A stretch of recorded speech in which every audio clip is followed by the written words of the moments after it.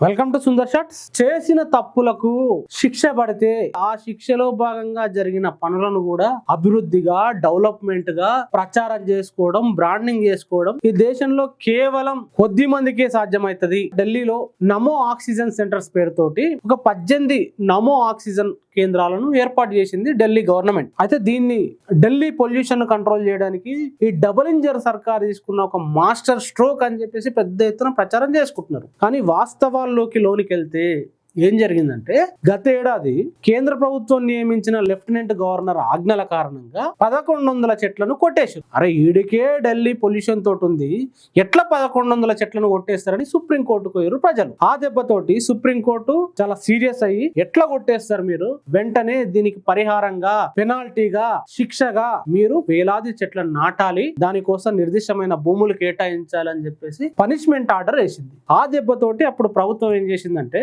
దాదాపు 18 సెంటర్లలో 1100కు పైగా ఎకరాలను కేటాయించింది. సో అప్పుడు సుప్రీంకోర్టు వేసిన శిక్షలో భాగంగా 18 సెంటర్లలో చెట్లు నాటించినారు. ఆ 18 సెంటర్లే ఇప్పుడు నమో ఆక్సిజన్ కేంద్రాల పేరుతోటి ఓపెన్ చేసినారు. వాస్తవంగా ఇది కొత్త ఇన్నోవేషన్, ఒక ముందడుగు, ఒక మాస్టర్ స్ట్రోక్ అని ప్రచారం చేస్తున్నారు. కానీ మీరు చేసిన తప్పుకు పడ్డ పనిష్మెంట్ ను కూడా ఎంత బాగా బ్రాండింగ్ చేసుకుంటారంటే మీరు నిజంగా తోపులు పోయి. కాబట్టి ప్రజలారా, వీళ్ళు కింద పడ్డ పై చేయి నాదే అనే సామెత ఎట్లొచ్చిందంటే గిట్లనే కావచ్చు కదా. విన్నారు కదా వార్త, ఆధారాలు కూడా చూసారు కదా. మీరేమనుకుంటారో తప్పకుండా కామెంట్ చేయండి. Thank you very much. చూస్తూనే ఉండండి టీటీ.